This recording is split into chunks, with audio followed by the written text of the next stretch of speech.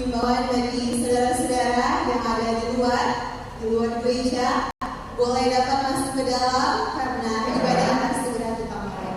Sekali lagi, kami himbau kepada saudara-saudara yang masih berada di luar gereja, boleh masuk karena Dan kepada anak-anak, boleh segera berada di lantai 2 karena akan segera dimulaikan kelas anak-anak.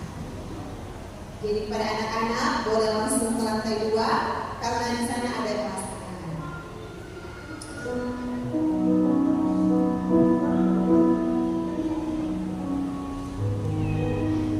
Baiklah, salam sejahtera untuk kita sekalian. Shalom. Selamat malam. Puji Tuhan, kita bersyukur karena pada malam hari ini merupakan malam ketiga akan KKR Jawaban Pasti di Tengah Krisis Dunia. Kita bersyukur kita boleh berada di tempat ini untuk memuliakan bagi nama Tuhan. Kami ucapkan selamat datang kepada Bapak Indra Munua selaku Bendahara Daerah Misi Papua Barat Daya dan Ibu Olcia Franz selaku Direktur Pelayanan Anak-anak dan Rumah Tangga. Kami ucapkan selamat datang, selamat beribadah bersama-sama dengan kami pada malam hari ini. Baiklah saudara-saudara, untuk mendahului akan ibadah kita pada malam hari ini, mari kita mengundang kuasa Roh Kudus melalui doa dalam hati kita masing-masing.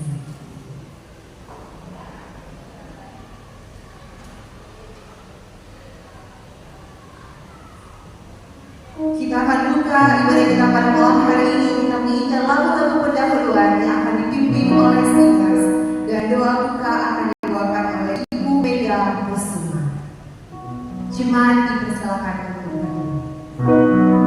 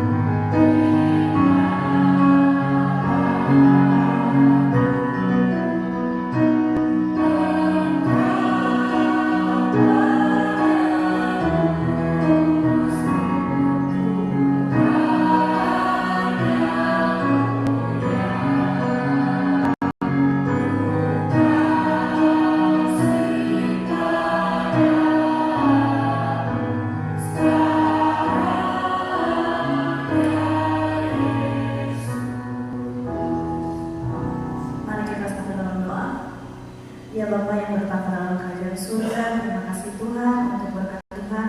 Pada malam hari ini kami boleh ada di tempat ini bersama-sama untuk mengikuti kebaktian KKR pada malam hari ini.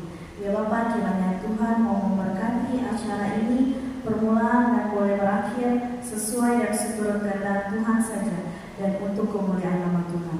Tak lupa kami doakan juga saudara Revita Yenu yang akan membawakan firman Tuhan pada malam hari ini, kiranya kebijaksanaan boleh menjadi bagiannya, Roh Kudus boleh menjadi bagiannya agar boleh berkata-kata sesuai dan seturut kehendak Tuhan. Terima kasih Tuhan, sempurnakan doa kami yang kurang, di dalam nama Yesus kami berdoa, amin.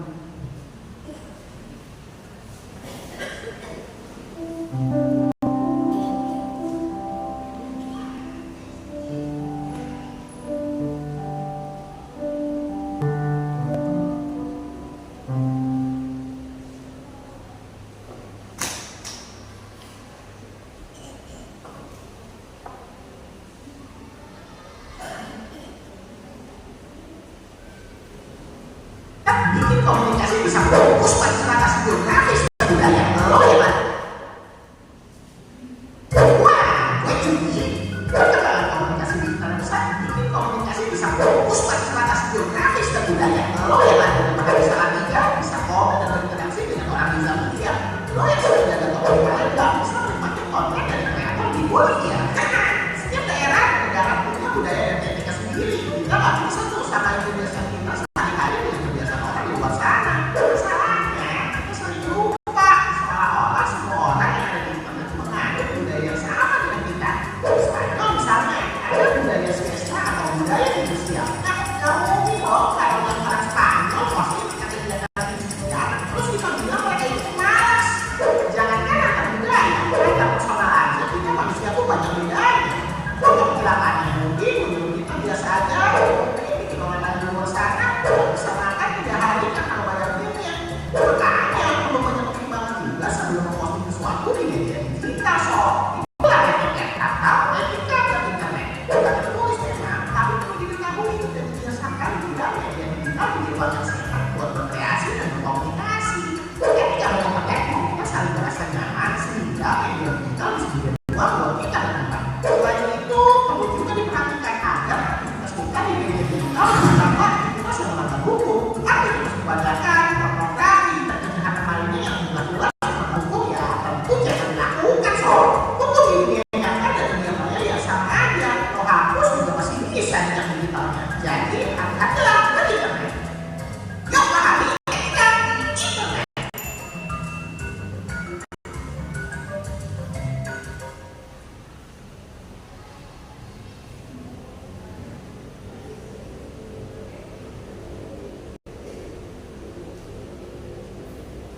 Saudara-saudara, meskipun internet memudahkan kita untuk berkomunikasi, kita perlu untuk memperhatikan setiap tindakan yang kita buat dalam dunia maya tersebut.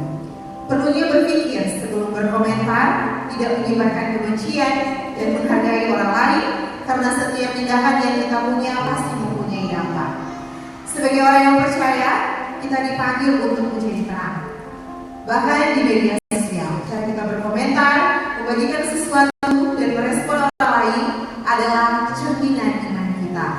Dan oleh karena itu, mari kita gunakan media sosial kita untuk menunjukkan kasih Kristus.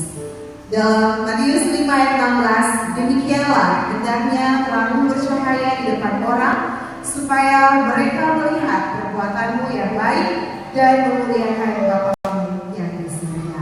Saudara-saudara, baiklah kita datang pada lagu pujian. Lagu pujian akan dibawakan oleh Ibu Evon Raisati.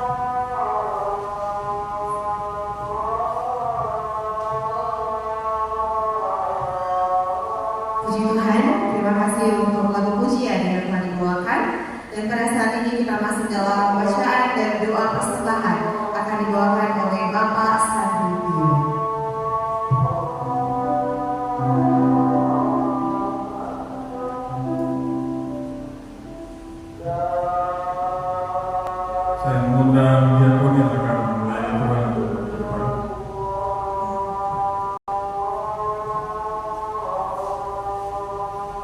Bacaan persembahan malam hari ini terdapat dalam 2 Korintus 9 ayat 7. Hendaklah masing-masing memberikan menurut kerelaan hatinya, jangan dengan sedih hati atau karena paksaan, sebab Allah mengasihi orang yang memberi dengan sukacita. Melalui persembahan ini, kita tidak hanya memberi dari apa yang kita miliki, tetapi juga menyerahkan hidup, waktu, dan hati kita kepada Tuhan. Kiranya apa yang kita berikan hari ini menjadi berkat bagi pekerjaan Tuhan dan bagi sesama manusia.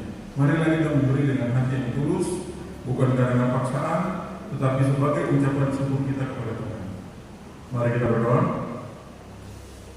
Bapa dalam kerajaan surga, terima kasih untuk berkat hingga pada saat hari ini. Sekarang kami akan mengumpulkan persembahan.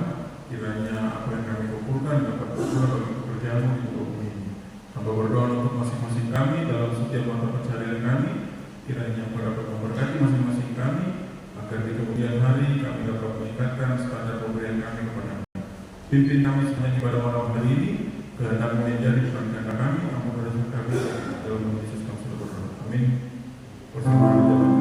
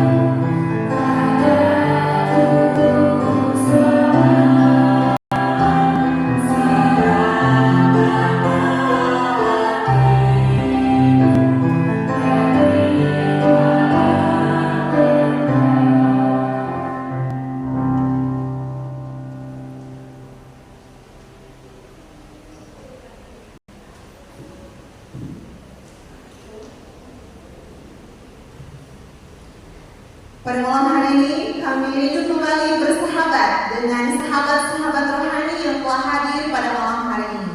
Untuk itu, ketika saya menyebutkan nama-nama, boleh langsung berdiri dan boleh langsung maju ke depan dan akan menerima kenang-kenangan dari kami panitia dan yang akan menyerahkan ketersediaan dari Bapak Indrawan Noah untuk memberikan kenang-kenangan. Baik, saya akan menyebutkan sahabat-sahabat rohani. Enos Tiris, Eka Sobaleri, Lala Roman, dan Delvina. Boleh langsung berdiri dan boleh langsung maju ke depan.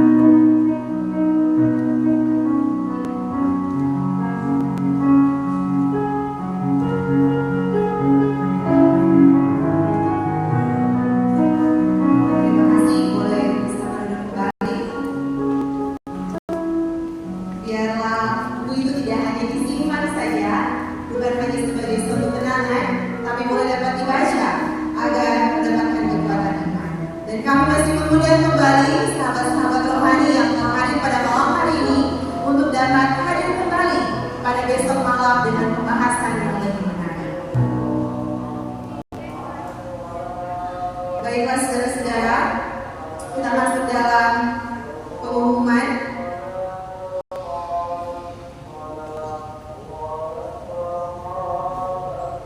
Kekayaan jawaban pasti tentang krisis dunia akan berlangsung selama 1 minggu, yang sudah dimulai pada hari Minggu tanggal 19 dan akan berakhir tanggal 25 April 2026. Kartu hadir ditulis dengan jelas.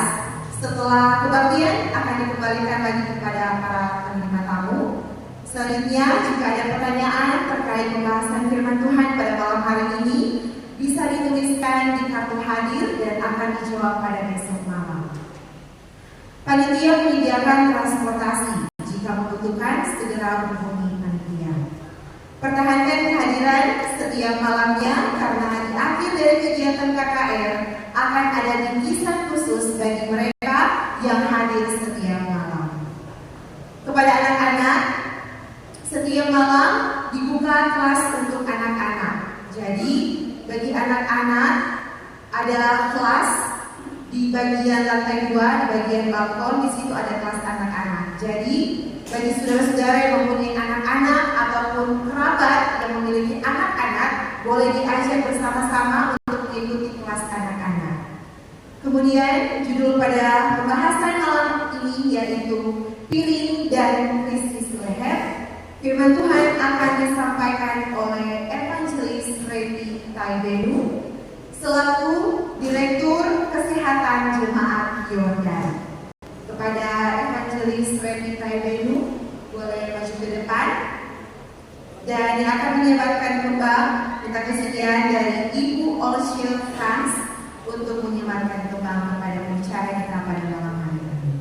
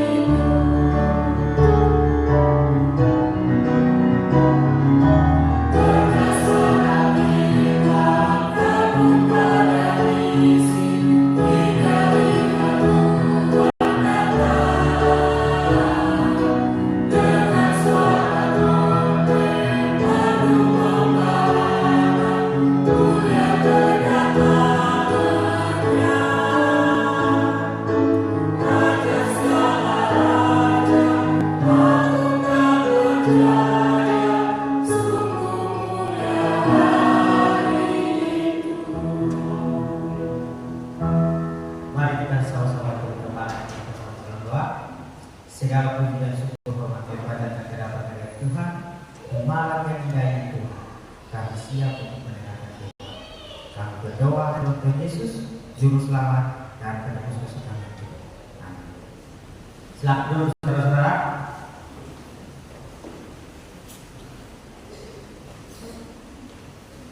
Baik, shalom, selamat malam. Kurang semangat. Selamat malam. Puji Tuhan atas sambutan yang begitu merdu dari saudara-saudara. Pada malam ini kita sudah sampai pada malam ketiga, saudara-saudara. Saya mau bertanya kepada saudara-saudara, siapa yang hadir dari malam pertama dan malam kedua? Bisa lambaikan tangan? Ya, banyak ya, puji Tuhan. Terima kasih saudara-saudara sudah hadir dari malam ke malam ya. Dan di malam ketiga ini saudara-saudara, kita akan melanjutkan seri pembelajaran kita. Ya, kita akan melanjutkan seri pembelajaran kita pada malam hari ini. Saudara-saudara, sebelum kita lanjut, tadi saya lihat banyak yang angkat tangan, artinya banyak yang hadir dari malam ke malam. Oleh karena itu saya ada dua buah pertanyaan ya, ada dua buah pertanyaan dan saya ingin saudara-saudara bisa menjawabnya. Pertanyaan pertama, kalau siapa yang ingin menjawabnya bisa mengangkat tangan untuk menjawab ya, supaya saya bisa lihat. Dari malam pertama kita telah belajar tentang Alkitab. Pertanyaannya saudara-saudara, media-media apa yang digunakan orang-orang pada zaman dahulu saat menerima ilham dari Allah? Media-media apa yang digunakan saudara-saudara? Ada dua buah media yang digunakan. Dari malam pertama kita sudah mendengar ya. Ya, bisa disebutkan media yang digunakan orang-orang pada zaman dahulu saat hendak menulis ilham dari Allah. Ada saudara-saudara yang masih ingat malam pertama? Saya lihat tadi yang melambaikan tangan hadir dari malam pertama dan kedua itu banyak. Ada? Kita dari saudara-saudara kita dari depan atau dari belakang? Ada hadiah. Oh baik, dari belakang, paling belakang bisa menyebutkan media-media apa yang digunakan?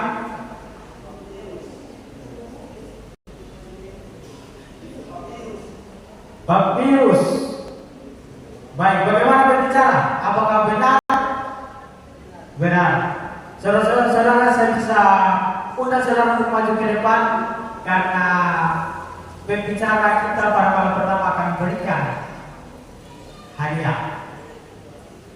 Soal yang kedua, satu kita sudah dapat ya. Soal yang kedua, di tadi malam kita belajar tentang hukum Allah.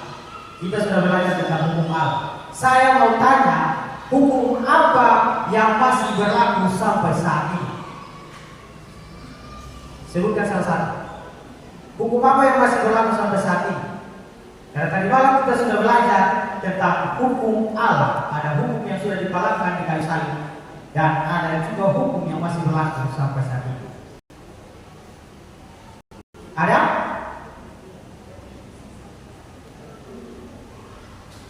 Bisa?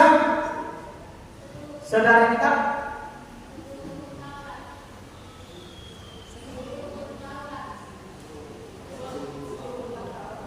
Hukum Taurat, ya. Terima kasih saudara, benar. 10 hukum Taurat masih berlaku sampai saat ini, saudara-saudara. Ya, apa saja hukum Taurat itu kita bisa lihat dalam Keluaran 20 ayat 8 sampai 11. Maaf, saudara-saudara, sampai ayat selanjutnya. Ada 10 hukum di situ. Hukum itu masih berlaku sampai saat ini. Saudara-saudara, sepanjang minggu ini kita akan belajar tentang jawaban pasti di tengah krisis dunia. Sebelum itu saudara-saudara, kita dengan hormat yang tadi sudah menjawab, karena hadiah sudah disiapkan oleh pembicara kita pada malam kemarin. Ya, oleh saudara kita yang di belakang dan juga saudara kita bisa tampil di depan.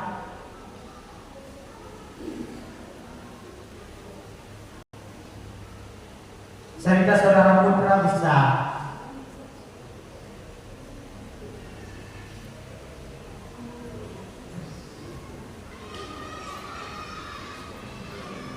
oke, baik.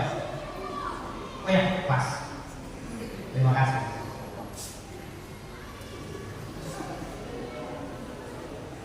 Saudara-saudara, jangan melihat dari bentuknya besar atau kecil, tapi kami sangat menghargai dari jawaban dari saudara-saudara.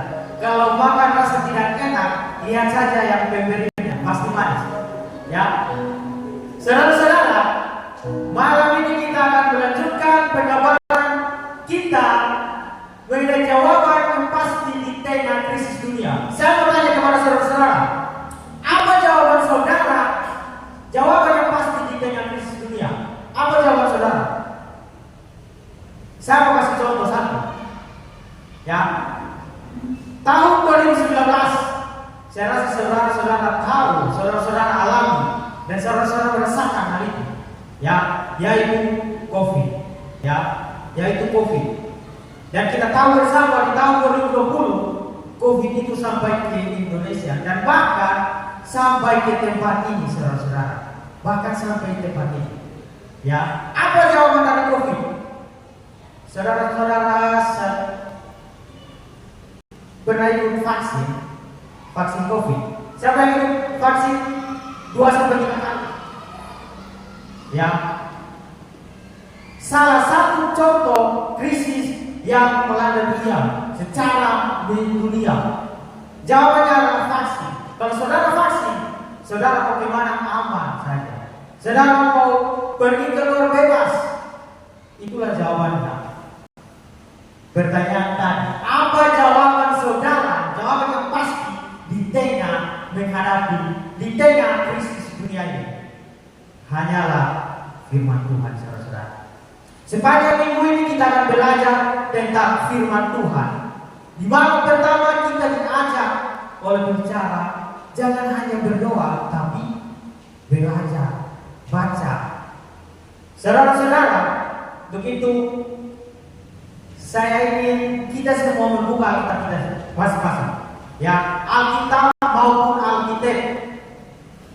Ya, di dalam Alkitab saya tahu pasti ada Alkitabnya. Oleh karena itu, malam ini kita akan belajar tentang piring dan krisis leher. Oh, maaf saudara-saudara, saya salah simpan. Piring dan krisis leher. Saudara-saudara, saya tadi sudah ajak kita buka kitab ya. Kita akan memulai pengabaran malam ini dengan kita belajar tentang penciptaan. Kita mulai pengabaran malam ini, kita belajar tentang proses penciptaan. Saya rasa saudara-saudara sudah tahu ya tentang proses penciptaan. Hari pertama kita buka dalam Kejadian pasal 1, kita baca di situ. Hari pertama Allah menciptakan terang. Hari kedua Allah menciptakan apa? Cakrawala, langit dan daratan. Hari ketiga Allah menciptakan tumbuh-tumbuhan yang ada buahnya berbiji. Hari keempat Allah menciptakan benda-benda berenang. Hari kelima Allah menciptakan burung-burung di udara dan makhluk dalam air. Hari keenam Allah menciptakan binatang berkaki 4 dan manusia. Saudara-saudara, melalui proses penciptaan ini, kita dapat melihat dan mengetahui bahwa Tuhan mengerti dengan kebutuhan kita. Tuhan mengerti dengan kebutuhan manusia. Sehingga Tuhan menciptakan manusia di hari terakhir. Pertanyaannya, bagaimana jika Tuhan menciptakan manusia di hari pertama? Apa yang akan terjadi? Saudara-saudara, tentunya manusia itu tidak akan bertahan hidup. Karena pada hari pertama bumi masih gelap. Kebutuhan manusia baru diciptakan di hari ketiga. Bahkan manusia diciptakan di hari ketiga, yaitu tumbuh-tumbuhan yang buahnya bergigi. Itulah makan manusia. Ya, itulah makan manusia. Oleh karena itu saudara-saudara, Tuhan mengerti dengan kebutuhan kita. Ya, Tuhan sangat mengerti dengan kebutuhan kita, sehingga Dia menyediakan kebutuhan kita terlebih dahulu. Saudara-saudara, ya, saya katakan bahwa janganlah kita khawatir, janganlah kita takut jika kita selalu berjalan bersama Tuhan. Amin, saudara-saudara. Amin. Mari kita lanjut di ayat yang paling terakhir. Maka Allah melihat segala yang dijadikannya itu sungguh amat baik. Jadilah petang dan jadilah pagi, itulah hari ke-6. Allah menjadikan semuanya itu sungguh amat baik. Allah menciptakan segalanya sungguh amat baik. Saudara-saudara, jangan menutup Alkitabnya. Kita lanjut di pasal yang kedua. Kita lanjut di pasal kedua. Oleh karena itu saya minta kita semua buka di dalam Kejadian pasal 2 ayat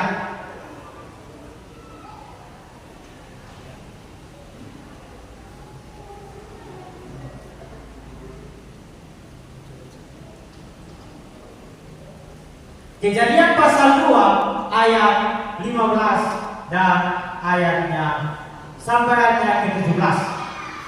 Tuhan Allah mengambil manusia itu dan menempatkannya dalam Taman Eden untuk mengusahakan dan memelihara taman itu. Ayat 13, lalu Tuhan Allah memberi perintah ini kepada manusia, semua pohon dalam taman ini boleh kau makan buahnya dengan bebas. Ayat 17, tetapi pohon pengetahuan tentang yang baik dan yang jahat itu janganlah kau makan buahnya, sebab pada hari yang kau makannya pastilah engkau mati. Dari ayat ini, saudara-saudara, ada sebuah perintah Tuhan yang disampaikan kepada Adam dan Hawa. Semua pohon dalam taman ini boleh dimakan dengan bebas, tetapi ada satu pohon di tengah-tengah taman itu janganlah kau makannya. Bersama kau makannya, maka kau akan mati. Saudara-saudara, ini adalah perintah dan juga larangan. Ini adalah perintah dan juga apa? Larangan. Bahwa pohon dalam taman ini yang berbuah bisa dimakan dengan bebas. Tapi ada satu pohon, yaitu pohon pengetahuan yang baik dan yang jahat. Mari kita lanjut, saudara-saudara. Mari kita lanjut. Kita lanjut dalam Kejadian 3 ya. Kita lanjut dalam Kejadian 3 yang berbuah kejatuhan manusia. Ya, kejatuhan manusia. Kita buka bersama dalam Kejadian 3 ayat 4 sampai ayatnya yang ke-6. Tetapi ular itu berkata kepada perempuan itu, sekali-kali kamu tidak akan mati. Tetapi Allah mengetahui bahwa pada waktu kamu makannya, matamu akan terbuka dan kamu akan menjadi seperti Allah, tahu tentang yang baik dan yang jahat. Perempuan itu melihat bahwa buah pohon itu baik untuk dimakan dan sedap kelihatannya. Lagi pula pohon itu menarik hati karena memberi pengertian. Lalu ia mengambil dari buahnya dan dimakannya dan diberikannya juga kepada suaminya yang bersama-sama dengan dia, dan suaminya pun memakannya. Dari ayat ini kita dapat bahwa ular mengatakan bahwa apa? Kamu tidak akan mati. Di sini ular telah memutarbalikkan perkataan atau berita dari Tuhan. Tuhan berkata kepada Adam dan Hawa bahwa apabila kamu makan buah itu atau pohon itu pasti kamu akan mati. Tetapi ular berkata lain, bahwa kamu tidak akan mati. Saudara-saudara, iblis atau si ular ini adalah pendusta dan membawa manusia kepada kematian. Ya, saat Tuhan berkata bahwa kamu tidak akan mati, Hawa mengambil buah itu dan memakannya. Dan ia membawa juga kepada suaminya, yaitu Adam. Ya, suaminya yaitu Adam. Dan ketika Adam memakan buah itu, maka mereka jatuh di dalam dosa. Ya, dan mereka melihat diri mereka apa? Telanjang. Setelah mereka telanjang, mereka menyadari bahwa mereka telah bersalah kepada Allah. Setelah mereka telanjang menyadari mereka bersalah, kemudian Adam dan Hawa ini lari bersembunyi, saudara-saudara. Adam dan Hawa bersembunyi dari hadapan Tuhan. Di saat yang kritis ini, saat Adam dan Hawa lari dari hadapan Tuhan, Tuhan datang mencari mereka. Tuhan tetap datang mencari mereka di Taman Eden, saudara-saudara. Di sinilah kita melihat bahwa kasih Allah itu besar bagi manusia. Ya, kasih Allah itu besar bagi manusia. Walaupun manusia telah jatuh dalam dosa, tetapi Allah tetap mencari dan ingin menyelamatkan kita manusia. Amin, saudara-saudara. Kita lanjut. Di dalam Kejadian 3 ayat 14 sampai ayat 19 itu menjelaskan kepada kita bahwa Tuhan memberi hukum kepada ular, Tuhan memberi hukum kepada Hawa dan juga kepada Adam. Ya, mereka diusir dari Taman Eden karena ketidakturutan mereka. Mereka diusir karena ketidakturutan mereka. Hukuman yang diberikan Tuhan kepada ular di dalam Kejadian 3 ayat 14. Saudara-saudara juga membaca ya, baca ya. Kejadian 3 ayat 14. Ular tertutup di antara binatang hutan dan ular akan berjalan dengan perutnya dan debu tanahlah akan kau makan seumur hidup. Hukuman yang diberikan Tuhan kepada Hawa dalam Kejadian 3 ayat 16. Hawa akan mengalami kesakitan saat mengandung, kesakitan saat melahirkan. Hukuman yang diberikan Tuhan kepada Adam dalam Kejadian 3 ayat 17. Adam akan bersusah payah untuk mencari rezeki seumur hidup. Inilah hukuman yang diberikan Tuhan kepada ular dan manusia. Yaitu apa? Kematian. Yaitu kematian karena mereka tidak mendengar perintah Tuhan. Kesalahan yang mereka lakukan adalah mereka lebih mendengarkan apa? Perkataan ujukan dari ular. Dan mereka tidak mendengarkan berita Tuhan. Saudara-saudara sekalian, adalah bahaya bagi kita jika kita lebih mendengarkan perkataan orang daripada apa yang diperintahkan oleh Tuhan. Seperti yang terjadi pada Adam dan Hawa. Ya, seperti yang terjadi pada Adam dan Hawa. Mari kita lanjut, saudara-saudara. Saudara-saudara jangan menutup Alkitab. Mari kita lanjut pasal selanjutnya.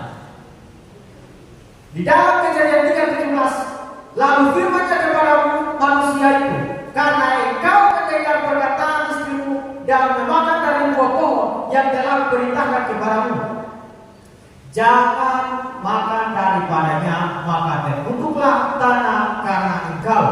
Dengan bersusah payah engkau akan mencari rezekimu dari tanah seumur hidup. Dalam ayat ini dikatakan bahwa apa? Adam lebih mendengarkan perkataan istrinya. Adam lebih mendengarkan perkataan istrinya daripada perkataan Tuhan. Seringkali ini terjadi kepada kita, saudara-saudara. Seringkali ini terjadi kepada kita. Kita lebih mendengarkan perkataan orang daripada apa yang Tuhan katakan melalui firman-Nya. Hati-hati saudara dalam hal ini ya. Hati-hati. Jangan sampai kita berulang kesalahan yang sama seperti Adam dan Hawa. Saudara-saudara sekalian, kita akan lihat apa yang Tuhan ingin kita lakukan dalam hal makanan. Mari kita lanjut. Ketertarikan Hawa melingkupi 3 bagian, yaitu rasa, pandangan, dan juga kecerdasan. Saya mau bertanya kepada saudara-saudara sekalian. Jawaban ini adalah pilihan, saudara ya. Pilihan. Pertanyaannya ada dua. Jika saudara mau pilih yang mana? Saudara, saya mau bertanya. Pertanyaan ini. Hidup untuk makan atau makan untuk hidup? Hidup untuk makan atau makan untuk hidup? Saudara-saudara bisa lihat di layar, Melalui gambar ini, saudara-saudara bisa menentukan makanan apa yang ingin saudara makan. Kalau kita hidup untuk makan, maka apa yang ada di depan kita, apa saja yang ada di depan kita, atau apa saja yang ada di atas meja, pasti kita makannya. Tetapi jika kita makan untuk hidup, maka kita akan pilih makanan-makanan yang menyehatkan untuk menunjang kehidupan kita agar menjadi lebih baik. Ya, agar menjadi lebih baik. Kita bersyukur saudara-saudara. Kita bersyukur karena kita berada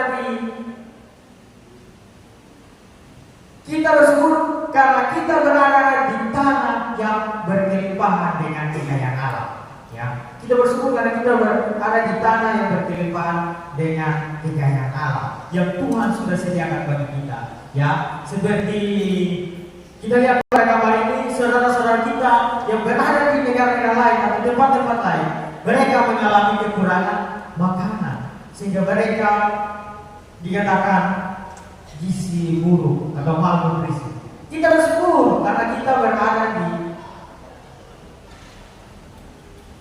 tanah yang berkelimpahan akan kekayaan alam yang Tuhan sudah sediakan bagi kita, saudara-saudara. Mari kita lanjut. Makanan mempunyai peran penting dalam kehidupan kita.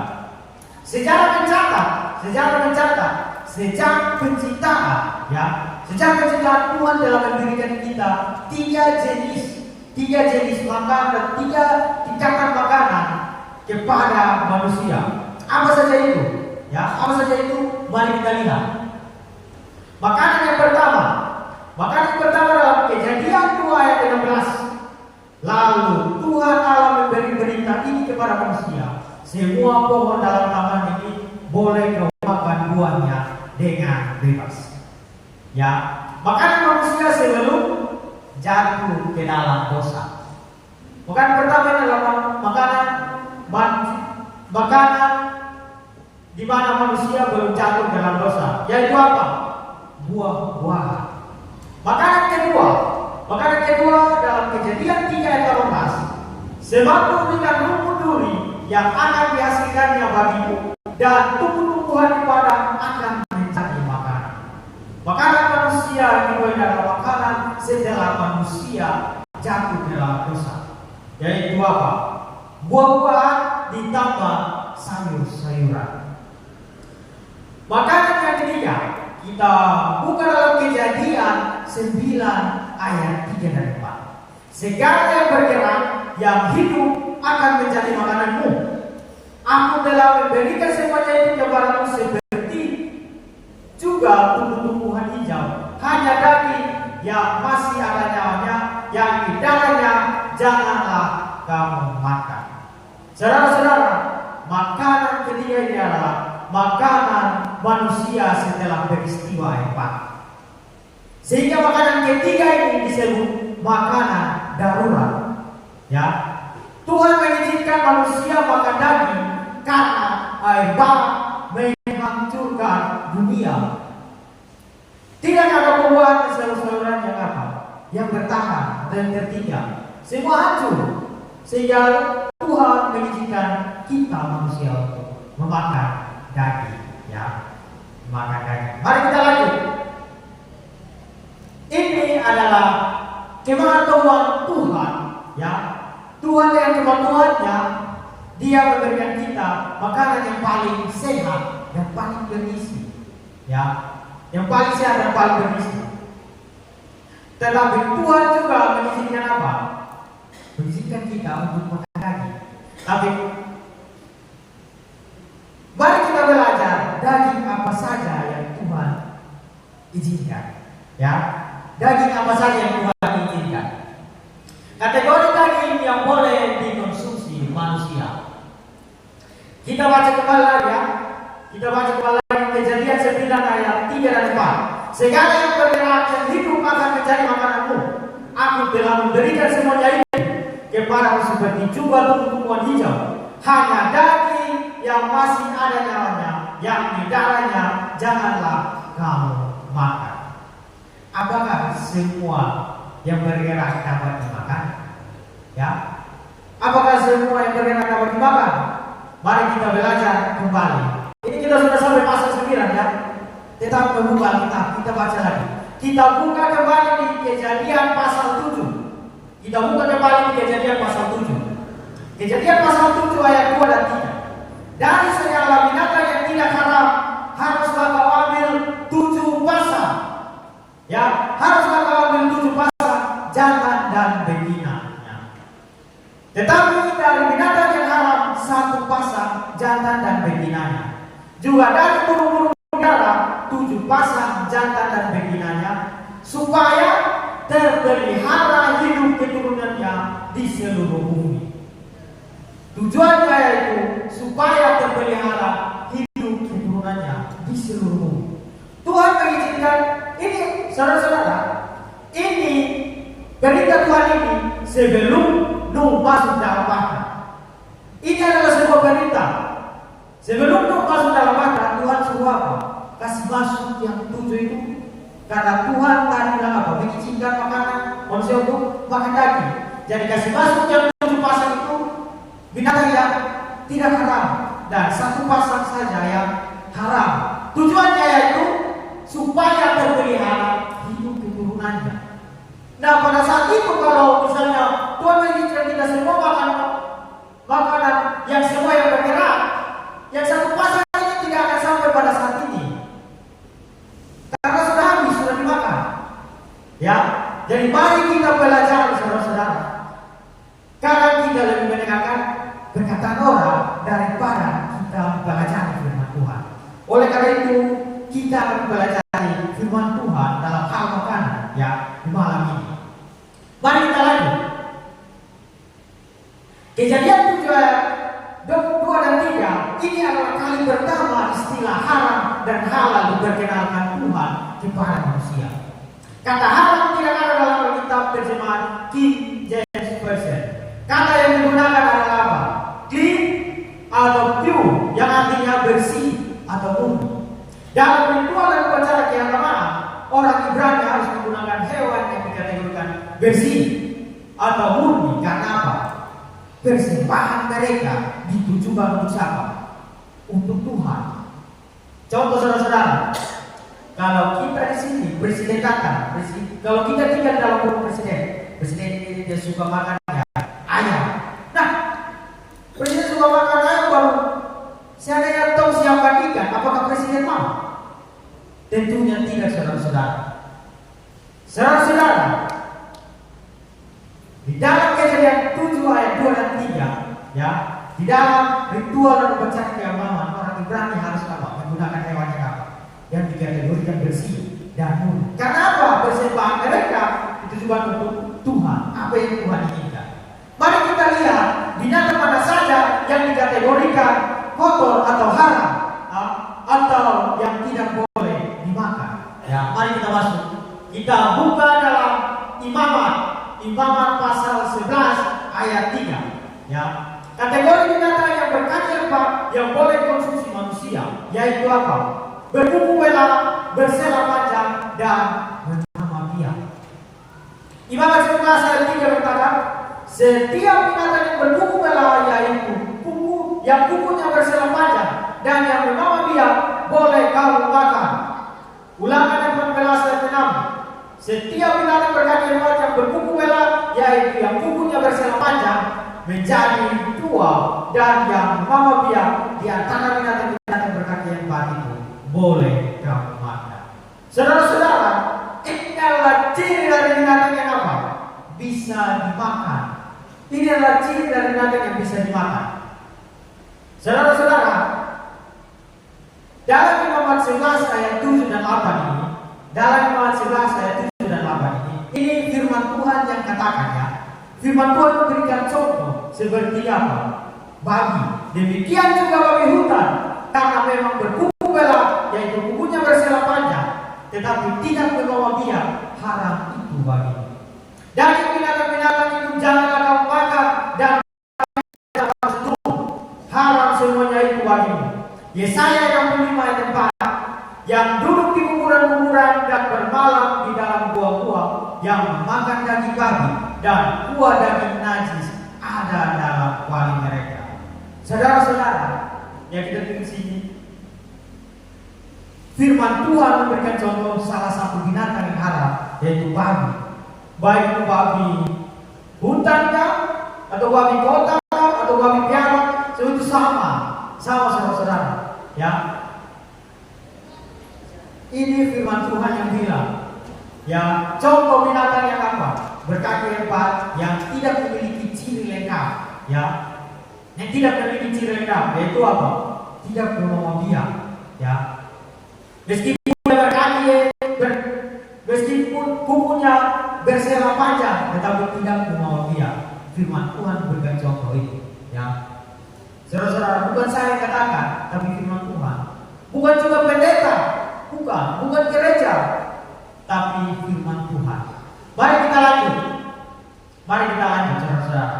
Kita bisa melihat dalam gambar gaya ini. Ini adalah ciri-ciri binatang yang tidak bisa kita makan. Ada singa, ada kanguru, ada kuda, ada anjing, ada kuskus, kucing, ada babi, unta, ya, dan sejenisnya. Semuanya ini haram. Saudara-saudara. Kita sudah mempelajari tentang binatang berkaki 4. Sekarang kita masuk binatang yang ada dalam air, Kategori binatang yang berkeriapan di laut yang boleh dikonsumsi manusia, yaitu apa? Bersisik dan bersih. Imamat 11:9. Jangan kita menutup Alkitab, kita buka saja, karena ayatnya berurutan. Imamat 11:9. Inilah yang boleh kau makan dari segala yang hidup dalam air, segala yang bersirip dan bersisik di dalam air, di dalam lautan, di dalam sungai, itulah semuanya yang boleh kau makan. Ulangan 14:9. Inilah yang boleh kau makan dari segala yang hidup di dalam air, segala yang bersirip dan segala yang bersisik. Segala yang bersirip dan bersisik boleh kau makan, ya. Kita bisa lihat contohnya, ya, binatang yang berada dalam air yang tidak boleh kita makan karena tidak memiliki ciri lengkap. Ya, ada lumba-lumba, ada cumi, ada kura-kura, penyu, ada udang, ada kepiting, ada lele, ikan hiu, ada ikan pari. Ya, inilah jenis binatang yang ada dalam air yang tidak boleh kita makan karena tidak sesuai dengan ciri, yaitu bersisik dan bersirip. Ya, mari kita lanjut ke binatang yang ada sayap. Kita lanjut kepada binatang-binatang yang bersayap, ya, yang di udara. Kategori binatang yang bersayap yang boleh, kategori binatang yang berayap dan bersayap yang boleh dikonsumsi manusia, yaitu paha di atas kaki untuk melompat. Imamat 11:20. Tetapi inilah yang boleh kau makan dari segala binatang yang berayap dan yang bersayap dan yang berjalan dengan keempat kakinya, yaitu yang mempunyai paha di sebelah atas kakinya untuk melompat di atas tanah. Syarat utama adalah harus mempunyai paha di sebelah atas kakinya untuk melompat di atas tanah. Ya, syaratnya itu. Kalau kita lihat di gambar ini adalah ciri binatang di udara yang tidak memiliki ciri, yang tidak lengkap. Ya, seperti ada elang, ada bangau, ada burung gagak, ada burung unta, ada kelawar, burung utak, burung hantu. Ya, semuanya ini haram, saudara-saudara. Baik, yang terakhir kita akan lihat binatang yang berayap atau yang berkeriapan. Kategori binatang yang berayap dan berkeriapan yang tidak boleh dikonsumsi manusia, yaitu berjalan dengan terlambat keempat kakinya. Yang berjalan dengan terlambat keempat kakinya itu tidak boleh dimakan. Imamat 11 ayat 27, demikian juga segala yang berjalan dengan telapak kakinya di antara segala binatang yang berjalan dengan keempat kakinya, semuanya itu haram bagi. Prinsipnya adalah segala binatang yang apa? Berjalan dengan keempat telapak dari keempat kakinya, semuanya itu haram, ya. Seperti gambar-gambar ini, semuanya ini haram, saudara-saudara. Jangan pernah kita coba-coba makan, ya. Ada cicak, ada toge, ada buaya, ya, ada ular putih dan sebagainya. Jadi saudara-saudara, Tuhan sudah memberitahukan kita. Sejak tadi kita sudah belajar, sejak penciptaan Tuhan memberi apa? Perintah, tapi Tuhan juga memberi larangan. Sebelum Nuh masuk dalam bahtera, Tuhan juga memberi perintah dan juga apa? Larangan. Dan sampai pada imamat saat bangsa Israel keluar dari Mesir, tetap hal yang sama, memberikan perintah dan juga larangan. Mari kita lanjut di dalam imamat 11 ayat 45 dan sampai 47. Sebab akulah Tuhan yang telah menuntut kamu keluar dari tanah Mesir supaya menjadi Allahmu. Jadilah kudus sebab aku ini kudus. Itulah hukum tentang binatang berkaki empat, burung-burung dan segala makhluk hidup yang bergerak di dalam air dan segala makhluk yang bergerak di atas bumi, yakni untuk membedakan antara yang najis dengan yang tahir, antara binatang yang boleh dimakan dengan binatang yang tidak boleh dimakan. Ya, kita bisa buka bersama juga dalam 1 Petrus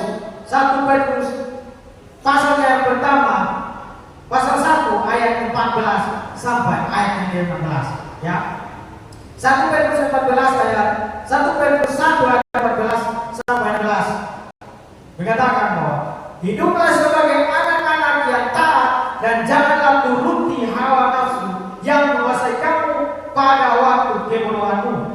Tetapi hendaklah kamu menjadi kudus di dalam seluruh hidupmu, sama seperti Dia yang kudus, yang telah memanggil kamu.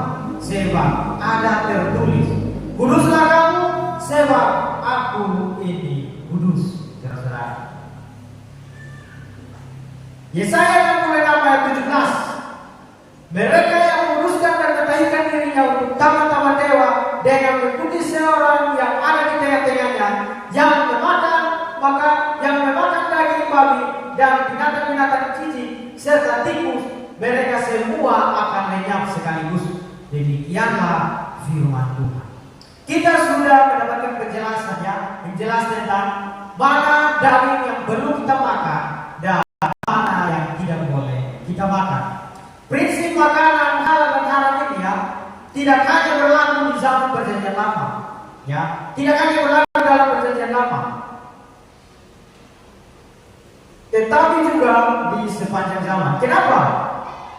Prinsipnya adalah karena jika Allah yang kita sembah adalah apa? Kudus, maka kita juga umatnya harus kudus. Oleh karena itu, saudara-saudara, salah satu menjaga kekudusan hidup kita, ya, dengan makan makanan yang sehat dan makanan yang memuliakan Allah, ya.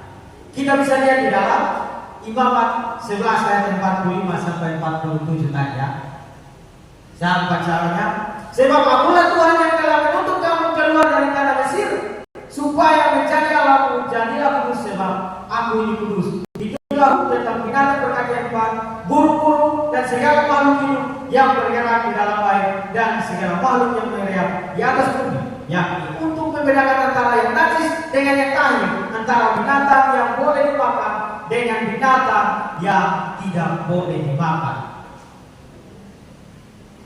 Di dalam 1 Petrus 1 ayat 14 sampai 16 seperti yang tadi saya sudah baca, hiduplah sebagai apa? Anak-anak yang taat dan jangan turuti hawa nafsu yang menguasai kamu pada waktu kebodohan. Tetapi hendaklah kamu menjadi kudus di dalam seluruh hidupmu, sama seperti Dia yang kudus yang telah memanggil kamu. Sebab ada tertulis, kuduslah kamu, sebab aku kudus. Ya, kita dipanggil oleh Allah untuk apa? Hidup kudus dengan cara tidak mengkonsumsi makanannya, dilarang. Saudara-saudara, tadi kita sudah belajar ya. Tadi kita sudah belajar dari penciptaan. Tuhan memberi apa? Beritahu untuk makan buah-buah pohon, ya. Dan ada juga larangan di situ. Dan sampai pada Nuh, sebelum Nuh masuk, Tuhan juga memberikan berita di situ. Dan sampai pada masa Israel, Tuhan memberikan. Sehingga tadi seperti yang saya sudah bilang bahwa bukan hanya berlaku di perjanjian lama, tetapi dia berlaku sepanjang zaman.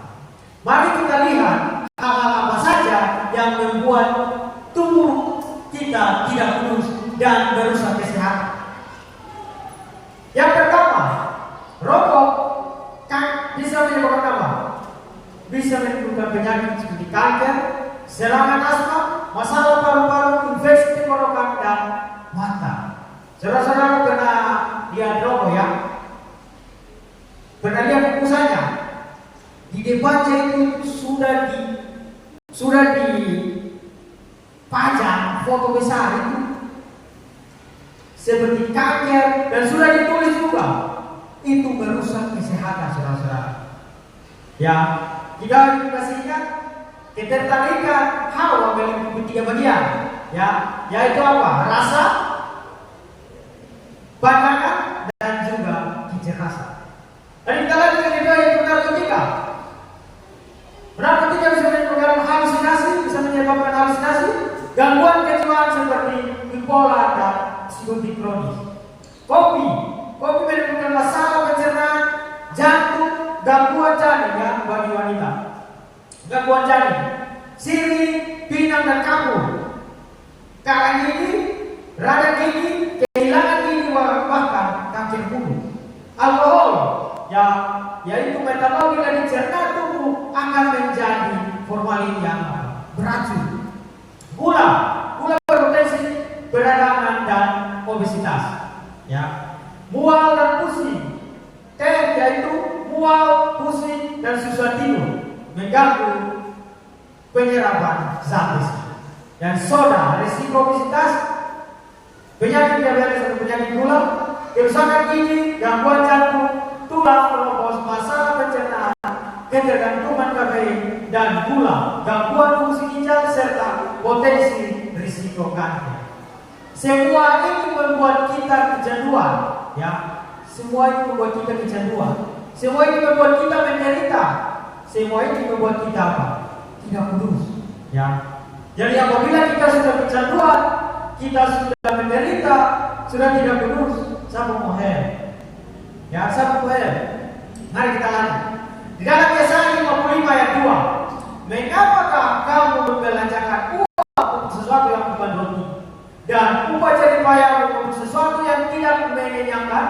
Dengarkanlah aku, maka kamu akan memakan yang baik, dan kamu akan menikmati sajian yang paling besar. Firman Tuhan mengajak kita saudara untuk tidak membelanjakan uang, ya, untuk tidak membelanjakan uang untuk membeli sesuatu yang bukan makanan, sesuatu makanan yang bukan menyehatkan, ya, seperti rokok, minum, minuman keras yang memabukkan, obat terlarang, kopi, teh, gula yang berlebihan, bukanlah untuk dikonsumsi, ya.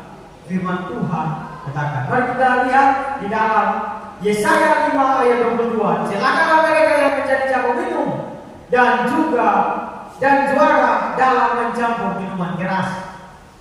Amsal 20 ayat 1, aku adalah pencemooh, minuman keras adalah beribu.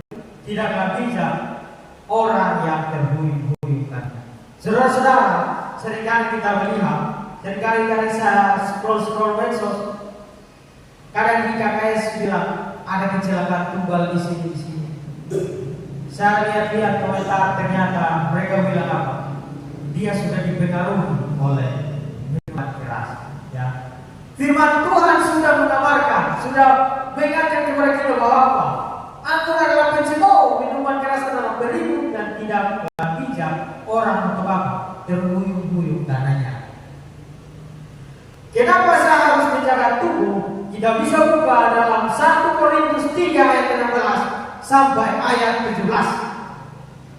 Tidak tahukah kamu bahwa kamu adalah bait Allah dan bahwa Roh Allah diam di antara kamu? Jika ada orang yang membinasakan bait Allah, maka Allah akan membinasakan dia. Sebab bait Allah adalah kudus dan bait Allah itu ialah kamu. Saudara-saudara, bait Allah ini ialah diri kita sendiri, saudara. Kita hidup di dunia ini, ya, kita hidup di dunia ini hanya sementara. Tujuan utama kita yaitu hidup bersama Allah di mana? Kerajaan surga. Ya, tujuan kita yaitu hidup bersama Allah dalam kerajaan surga. Saya mau mengutip satu pernyataan dari seorang pendeta, ya, seorang pendeta yang dia asal suku juga dengan saya. Terkenal juga di sosial. Sudah saya agak sedikit tahu. Yang begini, hal kerajaan surga, ya, hal kerajaan surga ibarat katanya apabila kita mau pergi ke kamar mandi, ya, kita mau pergi ke kamar belakang. Misalnya kita ada duduk dalam ruangan ini, ya, mungkin ada saudara Clinton bilang permisi saya mau ke belakang. Terus saudara bilang, boleh saya titip Pak? Boleh saya titip? Ya tentunya tidak bisa. Bertanggungjawab dalam diri kita. Kita sudah mendengarkan coba firman Tuhan yang sudah mengabarkan kepada kita. Ya, orang bilang bisa titip Kak? Tentunya tidak bisa, saudara-saudara. Dipertanggungjawabkan diri sendiri untuk besar. Allah sudah mengatakan bahwa kamar mandinya ada di belakang, tapi hati-hati jalannya ada yang gelombang, awas jatuh. Ya, di bawah situ ada kerikil, awas terhantu. Ya, prinsipnya adalah apa? Hal kerajaan surga adalah diri kita sendiri. Apa yang sudah kita dengar, ya, mari kita lakukan sesuai berita Tuhan. Seperti yang tadi saya sudah katakan, jangan sampai kita melakukan hal yang sama, kesalahan sama seperti yang Adam dan Hawa lakukan, yaitu mereka lebih mendengarkan perkataan dari ular daripada perintah dari Tuhan itu sendiri sebagai pencipta kita. Ya, ada sebuah pernyataan begini yang sering kita dengar, semua yang diciptakan oleh Allah tidaklah haram jika diterima dengan ucapan syukur. Ya, sering ada pernyataan yang ada yang sering kita dengar, saudara-saudara. Sering kita dengar. Oleh karena itu saya mengajak untuk kita membuka kitab-kitab. Ya, kita buka dalam 1 Timotius 3 ayat 4 sampai 5. 1 Timotius 4 ayat 3 sampai 5. Mereka itu melarang orang kafir, melarang orang makan makanan yang diciptakan Allah, supaya dengan pengucapan syukur dimakan oleh orang yang percaya dan yang telah mengenal kebenaran. Karena semua yang diciptakan Allah itu baik, satupun tidak ada yang haram jika diterima dengan ucapan syukur. Sebab semuanya itu dikuduskan oleh firman Allah dan oleh doa. Ya, pernyataan yang tadi sudah kita lihat didasarkan, salah satunya didasarkan oleh ayat ini, ya. Menjadi pertanyaan, apakah semua yang diciptakan Allah itu bisa dimakan? Saudara-saudara, tadi kita sudah belajar tentang penciptaan, ya. Kita sudah belajar tentang penciptaan. Hari pertama itu Allah menciptakan terang. Hari kedua Allah menciptakan cakrawala, yaitu darah dan langit. Kita ingat ini adalah apa? Tanah dan hati. Apakah semua itu bisa dimakan? Tidak, saudara-saudara. Hari ketiga Allah menciptakan tumbuhan yang buahnya dimakan. Itu berarti. Hari keempat Allah menciptakan benda-benda beneran, ya. Semuanya itu ciptaan Allah, ya. Semuanya itu ciptaan Allah. Seperti kita lihat pada gambar ini, ya, ada batu, ada kayu, semuanya ini ciptaan Allah. Apakah semuanya ini bisa kita makan? Tentunya tidak, saudara-saudara. Oleh karena itu, mari kita lihat kembali. Tadi kita baca dalam 1 Timotius 4 ayat 3 sampai 5. Mari kita baca 1 Timotius 4 ayat 1 dan 2. Tetapi Roh dengan tegas menyatakan bahwa di waktu-waktu kemudian ada orang yang akan murtad, lalu mengikuti roh-roh penyesat dan ajaran setan-setan, oleh tipu daya pendusta-pendusta yang hati nuraninya mereka ya.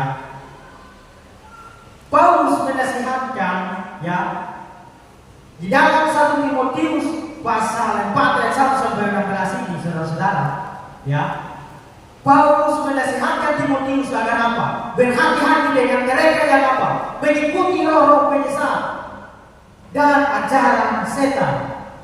Oleh karena tipu daya pendusta yang mereka ikuti, ya. Tujuan penulisan kitab 1 Timotius 4 ayat 1 sampai 16 ini untuk menguatkan rasul muda Timotius agar berhati-hati terhadap ajaran palsu yang diajarkan nabi palsu yang bertentangan dengan firman Tuhan. Ayat ini bukan tentang menghalalkan atau mengharamkan makanan. Bahkan kita sudah pelajari apa yang perlu kita tahu di atas diri kita, ya, saat kita makan, ya. Bahkan yang makanan yang tiap hari kita makan menentukan keadaan kita, apakah kita sehat atau sakit, apakah kita akan selamat atau binasa, ya. Menjadi tugas saya untuk menyampaikan hal ini kepada kita semua yang hadir pada malam ini, agar kita bisa hidup seturut dengan kehendak Tuhan, terutama dalam hal makan dan minum kita, saudara-saudara. Izinkan saya mengakhiri perkabaran malam ini dengan satu ayat dan juga satu statement atau satu pertanyaan, ya. Kita bisa buka dalam Kolose 2 ayat 16. Saudara-saudara, Kolose 2 ayat 16 mengatakan, karena itu janganlah kamu biarkan orang menghubung kamu mengenai makanan dan minuman, atau mengenai hari raya, bulan baru, ataupun hari Sabat. Saudara-saudara, tadi malam kita sudah dikuatkan dengan hukum Allah, ya. Kita sudah dikuatkan dengan hukum Allah, ya. Tujuan penulisan Kolose 2 ayat 16 ini, ya, adalah 7 hari raya bangsa Israel. Tadi malam kita sudah belajar hukum mana saja yang sudah dibatalkan dan hukum mana saja yang masih berlaku, ya. Dan inilah hukum yang sudah dibatalkan, ya. Tujuan penulisan Kolose 2 ayat 16 ini mengenai 7 hari raya bangsa Israel. Yang pertama yaitu Paskah, yaitu penyaliban. Roti tidak beragi, yaitu penguburan. Buah sulung atau kebangkitan. Roti unjukan dalam Pentakosta. Sangkakala ialah gerakan kedatangan Yesus kedua kali. Pendamaian ialah penghakiman praktek. Pesta daun-daunan adalah kedatangan Yesus kedua kali. Semuanya itu sudah dibatalkan. Saudara-saudara. Kita lanjut, yang dalam 7 hari raya tersebut ada makan dan minum yang harus dimakan oleh mereka yang merayakan. Contoh makan daging di malam Paskah dengan roti yang tidak beragi dan sayur pagi. Kita bisa lihat dalam Keluaran 12 ayat 8 sampai 11. Roti tidak beragi yaitu tidak boleh ada lagi selama 7 hari dalam rumah. Ya, kita bisa lihat dalam Keluaran 12 ayat 18 sampai 20. Begitu juga dengan Sabat. Apakah ini Sabat yang ada di Keluaran 20 ayat 8 sampai 11? Tidak, saudara.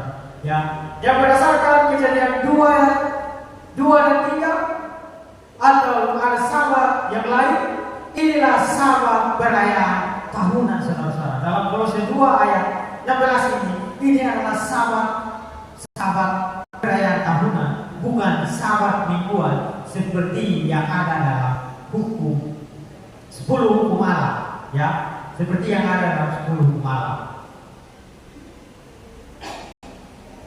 Sabat dan bulan baru yang dimaksud bukanlah Sabat mingguan, melainkan Sabat tahunan. Saudara-saudara, tunduk pada aturan yang Tuhan berikan akan menolong kita untuk menjaga kekudusan yang Tuhan anugerahkan kepada kita. Piring dan krisis leher, piring saya menentukan kekudusan saya. Untuk itu, saudara-saudara, saya undang kita semua bangkit berdiri dan kita berdoa.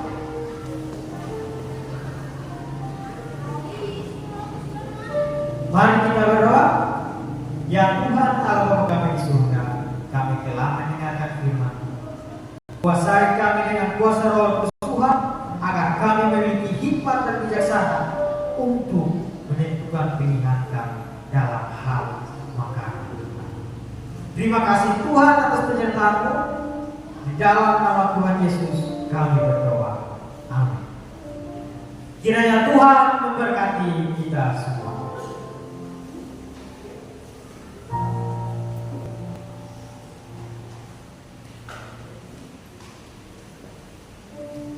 Puji Tuhan, adakah yang merasa terberkati malam hari ini?